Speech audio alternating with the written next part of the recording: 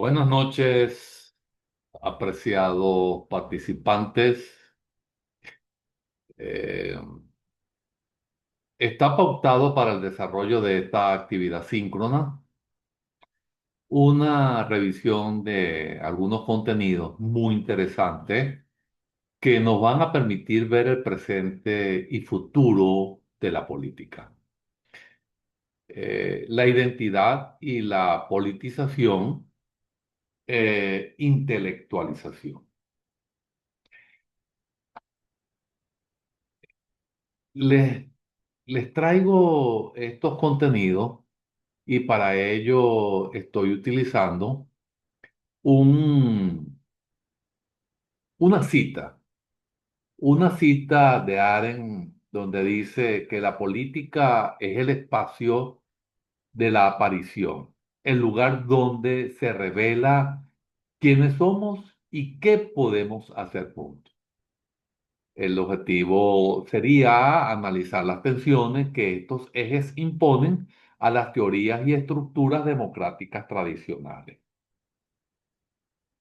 Em, es así como, estimados participantes, le doy la bienvenida a este encuentro y proponemos que el futuro de la política se juega en una compleja intersección de tres vectores, que sería la centralidad de la identidad, eh, la expansión de la politización y la exigencia de la intelectualización. Como señalar en que fue el que citamos originalmente, la política es el lugar de aparición y nuestro objetivo es analizar cómo la forma en que aparecemos y actuamos juntos están desafiando las teorías políticas clásicas y generando una nueva estructura en disputa. Es así entonces como venimos llegando a lo que es el retorno de lo particular, la política de la identidad y sus implicaciones. Chantal Mouffe, la política se funda en una dimensión agonística donde la construcción de un nosotros siempre implica la definición de un ello. Entonces, la identidad ha transitado de ser un factor sociológico pasivo a un motor político activo. Hemos pasado de las narrativas universales, es decir, clases e ideología, a la reivindicación de lo particular, es decir, los géneros, la etnia, entre otras. Entonces recurrimos a Muffet para entender que esta política identitaria se funda en la dimensión agonística de lo político. La construcción de un nosotros, como lo vemos en la lámina, eh, eh, siempre requiere la demarcación de un ello. Ahora bien, el riesgo, sin embargo, es la balcanización del espacio público cuando la identidad se absolutiza, la dificultad de articulación de una voluntad general. Y es aquí donde pueden añadir su postura. ¿Hasta qué punto el reconocimiento identitario debe primar sobre el principio de igualdad ciudadana? Entonces, la pregunta sobre hasta qué punto el reconocimiento identitario debe primar sobre el principio de igualdad ciudadana toca la tensión central entre las teorías liberales, la igualdad formal, y las teorías de la diferencia y del reconocimiento, igualdad sustantiva. Ahora bien, la postura, y en este orden de despliegue conceptual, la postura académica más aceptada, aunque sujeta a debate, es que ninguno debe primar absolutamente sobre el otro, sino que deben buscar un equilibrio dialéctico que evite las patologías de ambos extremos. Entonces, ese reconocimiento e igualdad, tenemos el principio de igualdad ciudadana y la base teórica es el liberalismo clásico. Ahí tenemos la igualdad formal, la tenemos la ley. Y ahora el rigor al primar absolutamente, entonces vemos allí la ceguera a la diferencia, la homogeneización y si ignora la desigualdad histórica y estructural que afecta a ciertos grupos, manteniendo la opresión bajo un velo de neutralidad. Entonces, tenemos que tener una amplitud para comprender esto de la igualdad ciudadana. Y por otra parte, tenemos el reconocimiento identitario y allí está la teoría de la diferencia, multiculturalismo. Eh, es muy interesante tomar en consideración la fragmentación. Ahora, se disuelve la posibilidad de una voluntad general y se disuelve el sujeto político colectivo priorizando la separación sobre la solidaridad. Y entonces la identidad nos provee los sujetos de la política.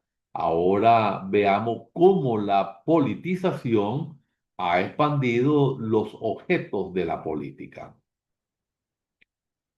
Eh, Ahí es como pasamos de la gestión a la contienda, la expansión del campo de lo político. Entonces, eh, cuando hacemos referencia a Smith, ya reinterpretado, la distinción amigo-enemigo se aplica hoy más en muchas esferas que se someten a la decisión y al conflicto. Bueno, lo estamos viendo hoy en día. Entonces, tenemos que tratar lo que es la despolitización fallida. Tenemos que tomar en consideración la expansión del conflicto, las esferas neutrales cuestionadas. Y eso lo podemos ver en la crisis ecológica, en la gestión de las pandemias, en la soberanía de los datos.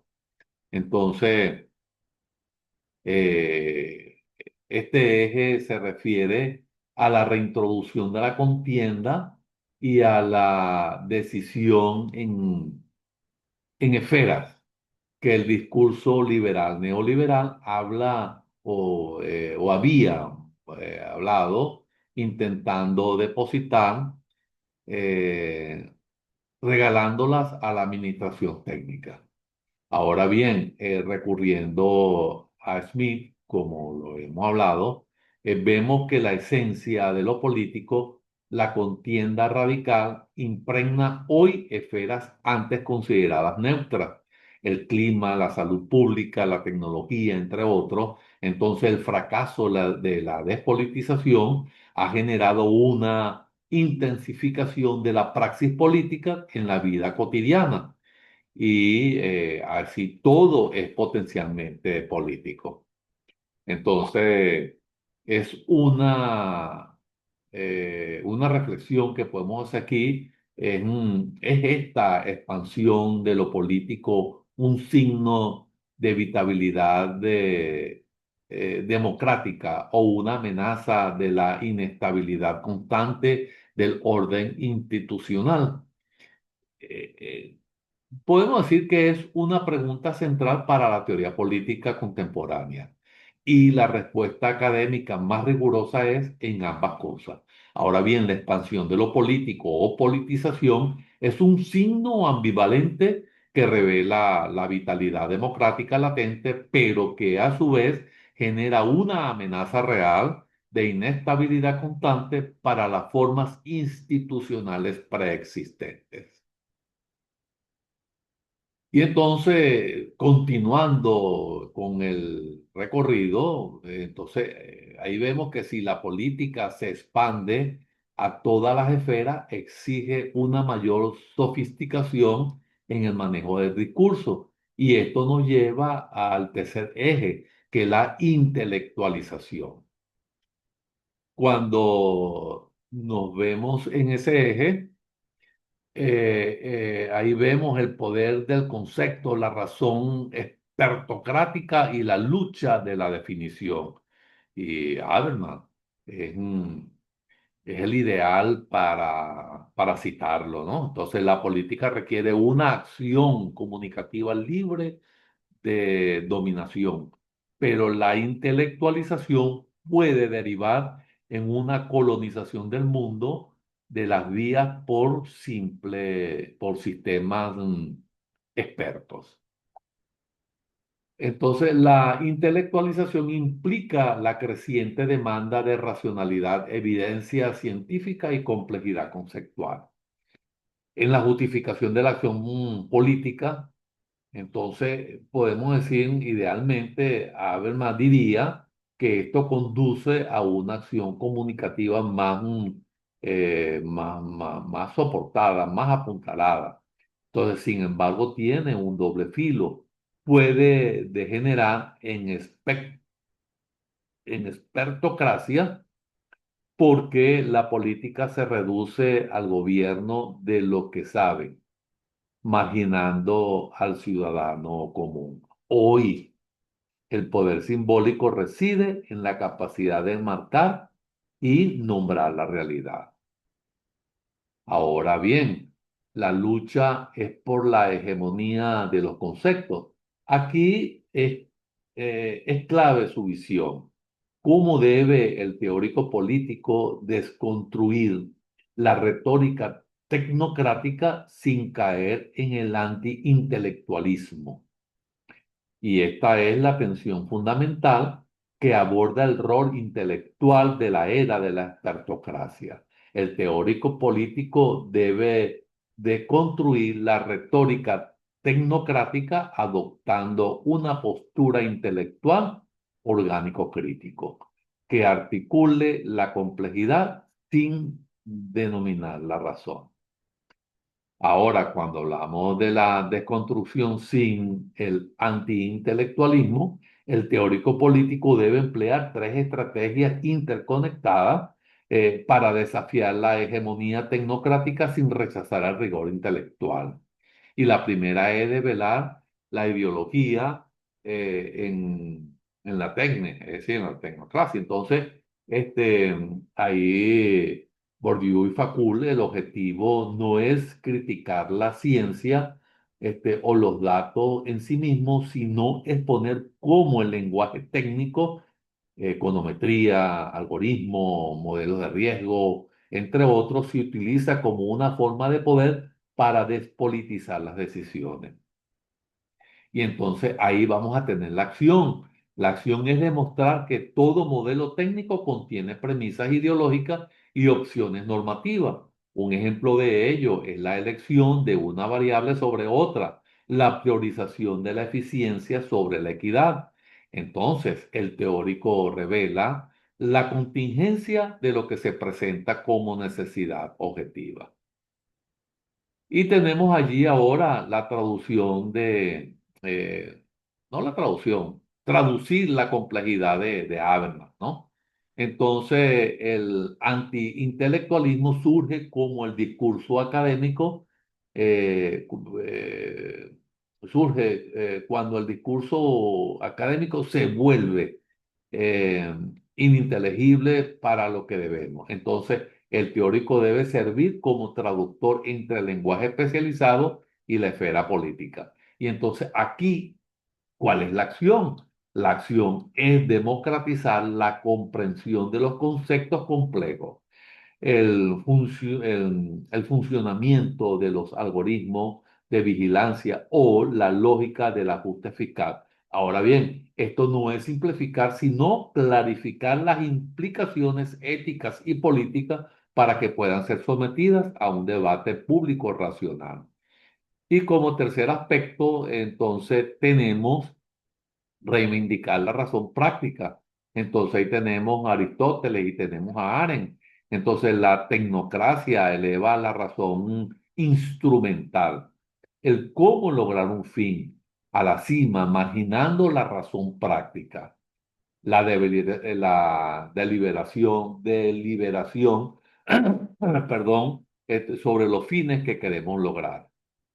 Y entonces ¿cómo lo hacemos? En la acción, ¿verdad? Entonces, el teórico debe reintroducir la pregunta fundamental. ¿Esto es justo? En el centro de la discusión, en lugar de aceptar la pregunta tecnocrática, ¿es esto eficiente? Entonces, fíjense que son dos maneras de preguntar y la respuesta es completamente distinta. Entonces, se trata de devolver la pluralidad y el juicio político al espacio de la decisión.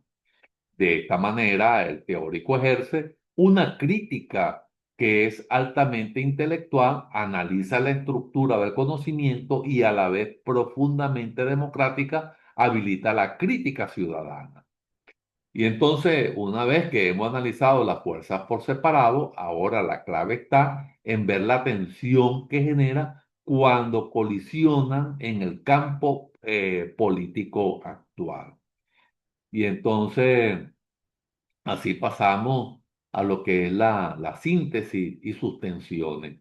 Entonces, así llegamos a la encrucijada de la política hacia la convergencia y conflicto. Entonces, ahí está Pierre Bourdieu, entonces, y él nos dice que la política es un campo donde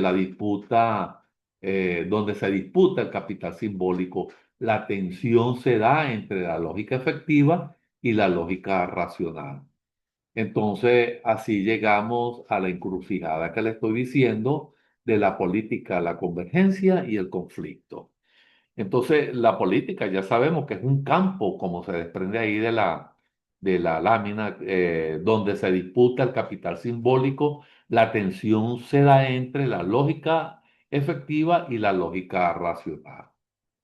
Entonces, ahí es donde vemos que el presente de la política es una tensión radical entre los tres ejes, ejemplificada en fenómenos como el pluralismo, que es la posverdad de Bourdieu, y él nos recuerda que la política es un campo de lucha donde se disputa el capital simbólico. Hoy esta lucha se polariza. Una política basada en la identidad opera en la lógica del efecto y la creencia del populismo. Entonces, que es lo que conocemos como populismo.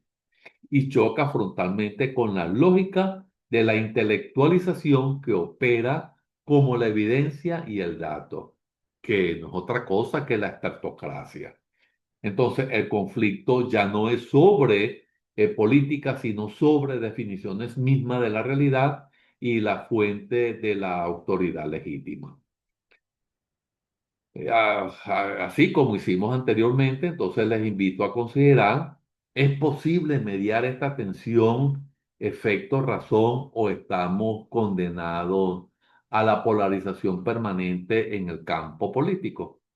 Entonces, la respuesta breve es que, que es posible mediar la tensión, efecto, razón. Por ello requiere institucionalizar el conflicto, afecto, ¿verdad? Dentro de un marco de deliberación, que no es otra cosa que la razón, evitando que derive en el antagonismo. Entonces, no estamos condenados a la polarización, pero tampoco la mediación es automática. Entonces, la mediación de la tensión, cuando la vemos como efecto razón, esta tensión requiere dos enfoques principales que se basan en integrar la lógica de la entidad efecto y la intelectualidad, que no es otra cosa que la razón. Entonces, el reconocimiento de la lógica antagónica, el efecto, entonces, siguiendo a Muffet, la mediación empieza por no negar la pasión y el afecto en la política. el afecto que impulsa la identidad y la politización.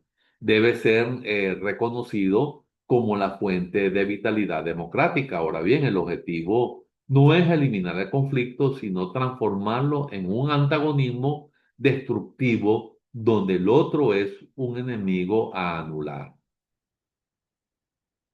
aún llevándolo a un agonismo constructivo donde el otro es un adversario legítimo. Esa debería ser la postura, ¿no? Entonces, la delimitación de la razón pública, que es la razón, ¿verdad? Entonces, la intelectualización provee el marco de contención. Esto se logra fortaleciendo las instituciones de la razón pública, como nos lo plantea Habermas, ¿verdad? Ahora, medios de comunicación responsables, universidades y sistemas judiciales independientes también lo hacen. Ahora bien, estas instituciones deben garantizar que la disputa, por más apasionada que sea, se mantengan anclada en el respeto por la evidencia empírica, la deliberación procedimental y los derechos universales. Entonces, vemos cómo la polarización permanente surge cuando la razón se vuelve puramente instrumental, que es lo que definimos como tecnocracia, y el efecto se vuelve puramente irracional, que fue lo que hablamos allá arriba como populismo. Entonces, la mediación es posible al existir que el efecto se dirija hacia objetivos racionalmente defendibles, que no es otra cosa que la justicia social, el reconocimiento y que la razón sea sensible a las demandas legítimas impulsadas por el efecto. Entonces, que no es otra cosa que la experiencia de la injusticia. Entonces, finalmente, podemos preguntarnos qué implicaciones tiene esta encrucijada para la teoría política y la acción futura. Entonces, es allí donde llegamos a nuestras conclusiones y al futuro de la teoría política. Entonces, el futuro es incierto Las conclusiones y son desafíos para eh, desafíos para la teoría política. Aquí vamos a tomar un autor referencial, que es Jacques Rancière. Entonces, y su concepto central es que la política es una interrupción de la participación de lo sensible, el momento en que aquello que no tienen voz se hacen visibles. ¿Y cuál es el desafío? Es respetar la democracia, integrar la pluralidad, combatir la desinformación algorítmica. Y entonces el acto conclusivo lo vemos como la lucha por conciliar lo particular con lo universal. Entonces, así llegamos a lo que es entonces el futuro incierto de la política, es la interrupción de la participación de lo sensible, como lo dijimos, y el momento en que aquellos que no tienen voz se hacen visibles.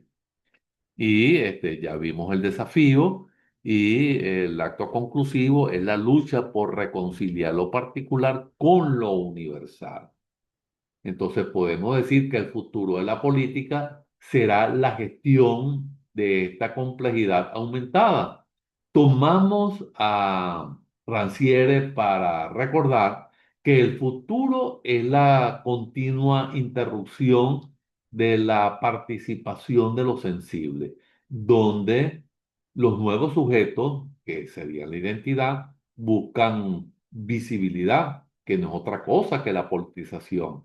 Entonces, el desafío teórico es proveer nuevos marcos normativos que integren la participación identitaria sin anular el ideal de la razón política. Ahora bien, la acción política se moverá cada vez más en redes digitales y de eso no nos cabe la menor duda. Entonces, la política del futuro, en esencia, es la lucha por reconciliar lo particular con lo universal. Gracias por la atención. Llegamos así al, al final de este recorrido y tenemos que buscar, buscar de una forma u otra ese repensar de la democracia. Cómo buscamos integrar la pluralidad para combatir la desinformación.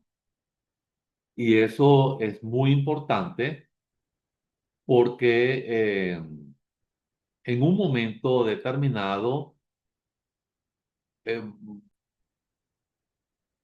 bueno, me disculpan, pero tengo la interrupción de internet. Bueno, gracias a Dios que eh, ya estamos finalizando el recorrido y es de suma importancia que nosotros veamos la política del futuro que parece desarrollarse en la intersección del activismo digital, que no es otra cosa que la politización inmediata. Eh, el desafío de la verdad intelectualizada y la microsegmentación identitaria algorítmica. Bueno, de esta forma hemos llegado ya al final de este recorrido. Muchas gracias eh, a los que no pudieron participar. Recuerden que, pues recuerden, no, perdón, este video se les va a subir al aula para que lo discutan y bueno, muchas gracias por la atención. Que tengan una feliz noche.